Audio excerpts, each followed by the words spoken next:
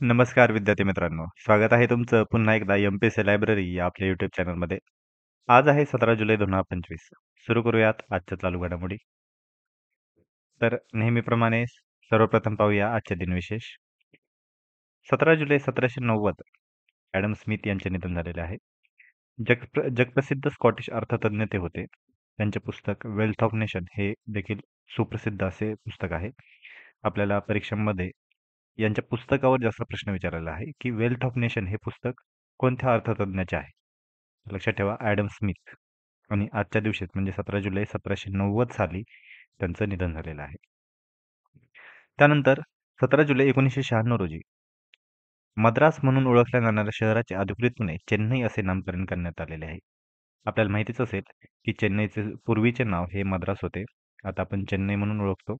परंतु हे मद्रासचे चेन्नई हे 1996 साली आजच्या दिवशी करण्यात आलेले आहे. त्याच्यामुळे महत्त्वाची अशी ही न्यूज आहे. त्यानंतर आता आपले नेहमीप्रमाणे चालू घडामोडीला सुरुवात करूया. पहिली आणि खूप अशी महत्त्वाची अशी बातमी आणि भारतासाठी नक्कीच अभिमानास्पद अशी बातमी म्हणजेच शुभांशु शुक्ला हे पृथ्वीवर सुखरूप परतलेले आहे. आपल्याला माहीतच असेल काही दिवसांपूर्वी शुभांशु शुक्ला हे दुसरे भारतीय होते जे अंतराळात गेले होते. ॲक्सिओम 4 मोहिमेअंतर्गत शुभांशु शुक्ला हे 15 जुलै रोजी आंतरराष्ट्रीय अवकाश स्थानकातून यशस्वीपणे पृथ्वीवर परतलेले आहेत. त्यांनी अमेरिकेच्या सॅन दिएगो किनाऱ्यावर स्प्लॅशडाऊन लँडिंग केलेले आहे. तुम्ही बाजूच्या चित्रात पाहू शकता की त्यांचा परतीचा प्रवास अगदी एकदम सुखरूप झालेला आहे आणि ते व्यवस्थितपणे पृथ्वीवर परतलेले आहेत. शुक्ला हे 18 दिवस अवकाशात राहून ड्रॅगन स्पेस कॅप्सूलद्वारे पृथ्वीवर परत उतरले होते. त्यांच्यासोबतच मिशन लीडर पेगी व्हाइटसन जे अमेरिकेचे आहेत, स्लावोज वोइनान्स्की जे पोलंडचे आहेत आणि टिबर कापू जे हंगेरीचे आहेत. या चौघांची टीम अवकाशात गेली होती आणि ॲक्सिओम 4 अंतर्गत ही मोहीम राबवली गेलेली होती. आपल्यासाठी महत्त्वाचे असे काही फॅक्ट्स बघून घेऊया. राकेश शर्मा यांच्यानंतर अंतराळात गेले हे दुसरे भारतीय म्हणून इतिहासात कोरले गेलेले आहेत. आपल्यासाठी अतिशय महत्त्वाची अशी ही फॅक्ट आहे की राकेश शर्मा यांच्यानंतर अंतराळात गेलेले ते दुसरे भारतीय आहेत. तसेच शुक्ला यांच्यामुळे भारताने पहिल्यांदाच आंतरराष्ट्रीय अवकाश स्थानकाला गाठलेले आहे. म्हणजे इंटरनॅशनल स्पेस स्टेशन ISS जे आहे, तिथे जाणारे ते पहिले भारतीय ठरलेले आहेत. परंतु अंतराळात जाणारे ते दुसरे भारतीय ठरलेले आहेत. ह्या फॅक्ट्स आपल्याला कन्फ्युजन करू करू शकतात. त्याच्यामुळे लक्षात ठेवा आता. या मोहिमेवर इस्रोने 550 कोटी रुपये खर्च केले असून ती इस्रो, नासा, स्पेसएक्स आणि ॲक्सिओम स्पेस यांच्या संयुक्त प्रयत्नातून राबवली गेलेली आहे. 2027 मध्ये गगनयान मोहिमेची तयारी सुरू असून भारतीय हवाई दलातील 4 अंतराळवीरांची निवड झाली होती आणि शुक्ला हे त्यातीलच एक होते. आपल्याला माहीतच असेल की बऱ्याच दिवसापासून गगनयान मोहीम ही खूप चर्चेमध्ये आहे. भारताची ही पहिली अवकाश मोहीम असणार आहे. पहिली अवकाश मोहीम म्हणजे ज्या मोहिमेअंतर्गत भारतीय अवकाशात पाठवले जाणार आहेत. तर याच मोहिमेची तयारी म्हणून शुभांशु शुक्ला यांना अवकाशात पाठवलेले होते आणि त्यासोबतच त्यांचे काही सहकारी देखील यासाठी निवडले होते. परंतु त्या 4 सहकाऱ्यांमध्ये शुभांशु शुक्ला यांचे या मोहिमेसाठी निवड झालेली आहे. तर गगनयान मिशनसाठी जे 4 अंतराळवीर आहेत, त्यांच्याबद्दल एकदा थोडक्यात आपण माहिती जाणून घेऊया. गगनयान मिशनसाठी जे 4 अंतराळवीर आहेत, यांच्यावर प्रश्न 100% विचारला जाऊ शकतो आणि खूप अशी महत्त्वाची अशी फॅक्ट आहे ही. तर पहिले आहेत ग्रुप कॅप्टन प्रशांत बालकृष्णन नायर. दुसरे आहेत ग्रुप कॅप्टन अजित कृष्णन. तिसरे आहेत ग्रुप कॅप्टन अंगद प्रताप आणि चौथे आहेत विंग कमांडर शुभांशु शुक्ला.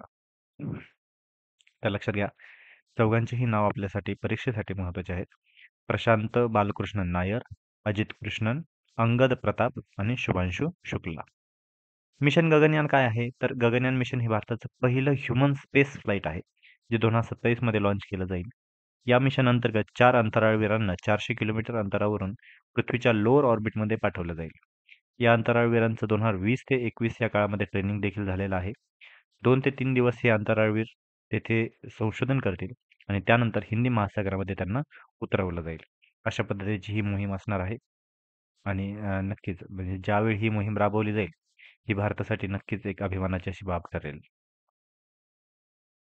पुढची अजून एक महत्त्वाची आणि भारतासाठी अभिमानाची अशी बाब म्हणजे हुरून ग्लोबल युनिकॉर्न इंडेक्स 2025 नुकताच जाहीर झालेला आहे. युनिकॉर्न म्हणजे काय? तर $1 अब्ज अधिक मूल्य असलेल्या खाजगी स्टार्टअप्स कंपन्या.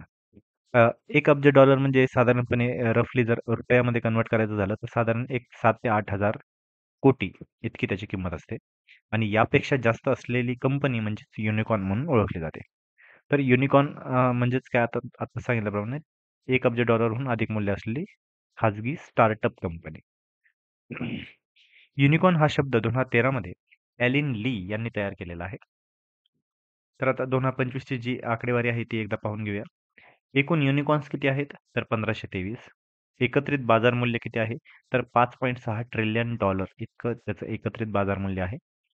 आणि या इंडेक्समध्ये आता आपल्यासाठी अभिमानाची बाब म्हणजेच आपले जे काही अव्वल देश आहेत ते आपण एकदा लिस्ट पाहूया, मग तुम्हाला लक्षात येईल की का अभिमानाची बाब आहे. तर पहिल्या क्रमांकावर आहे अमेरिका, दुसऱ्या क्रमांकावर आहे चीन आणि तिसऱ्या क्रमांकावर आहे भारत. म्हणजे भारताची 64 युनिकॉर्न सध्या लिस्टेड आहेत आणि याच युनिकॉर्न इंडेक्स अंतर्गत 2025 अंतर्गत भारत हा तिसऱ्या क्रमांकाचा देश ठरलेला आहे. म्हणजे नक्कीच अभिमानाची अशी बाब आहे. म्हणजे आपल्याकडे स्टार्टअपचं जे काही कल्चर आहे हे ग्रो होताना दिसतंय. परंतु भारत तिसऱ्या क्रमांकावर जरी असला, तरी लक्षात घ्या 2024 मध्ये ही संख्या 67 होती. म्हणजेच यावर्षी ती 3 ने घट झालेली आहे. आणि 2017 पासून प्रथमच भारतामध्ये ही घट नोंदवली गेलेली आहे. म्हणजे दरवर्षी ही युनिकॉर्नची संख्या वाढतच जाते, परंतु पहिल्यांदाच ही घट नोंदवण्यात आलेली आहे. तर आता जगातील टॉप युनिकॉर्न शहरे कोणकोणती आहेत? तर लक्षात घ्या 1 नंबरला आहे सॅन फ्रान्सिस्को, 2 नंबरला आहे न्यूयॉर्क आणि 3 नंबरला आहे बीजिंग.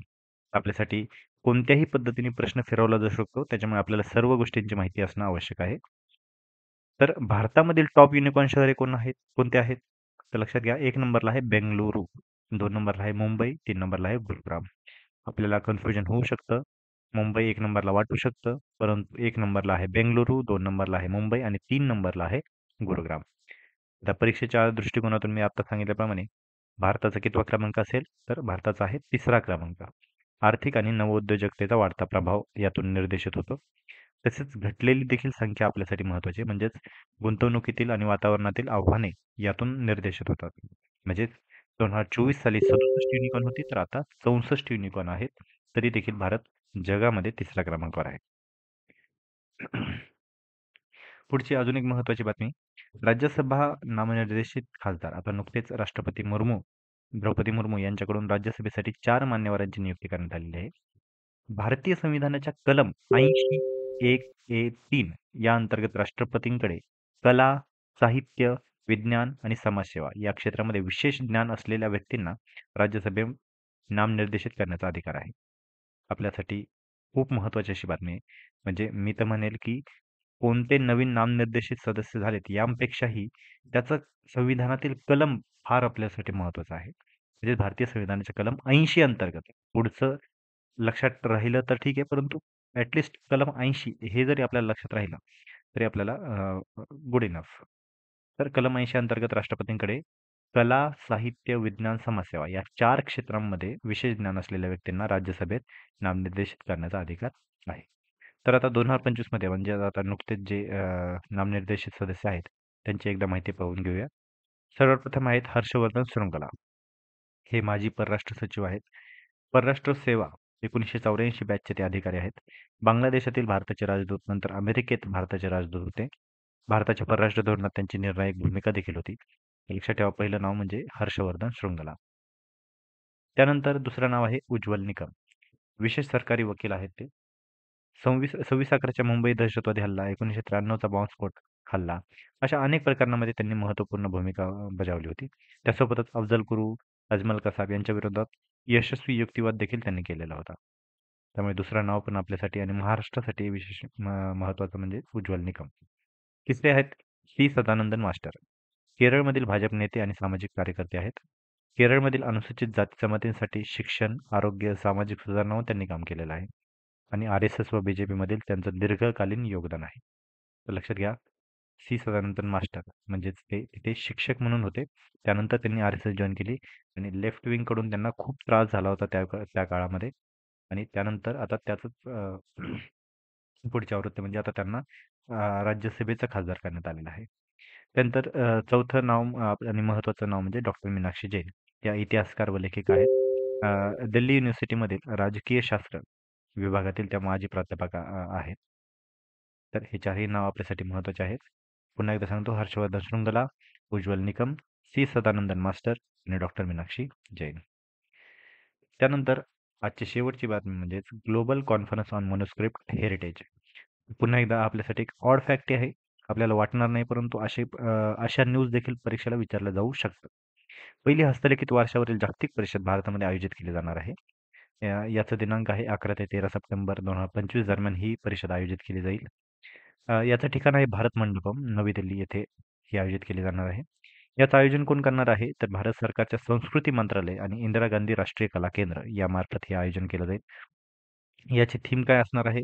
तर हस्तलिखित वारशातून भारताच्या ज्ञानाचा वारसा पुन्हा मिळवणे हे मागचं ही या कार्यक्रमाची थीम असेल. त्यानंतर 11 सप्टेंबर 1893 रोजी जागतिक धर्म संसदेत स्वामी विवेकानंदांनी दिलेल्या ऐतिहासिक भाषणाच्या सन्मानार्थ हे संमेलन आयोजित केले जात आहे.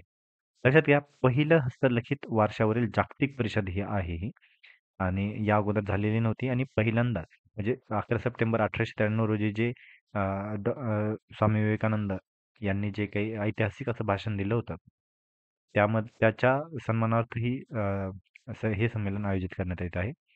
भारत आणि परदेशातील 75 प्रतिष्ठित विद्वान, विचारवंत आणि 500 प्लस प्रतिनिधी उपस्थिती लावणार आहेत.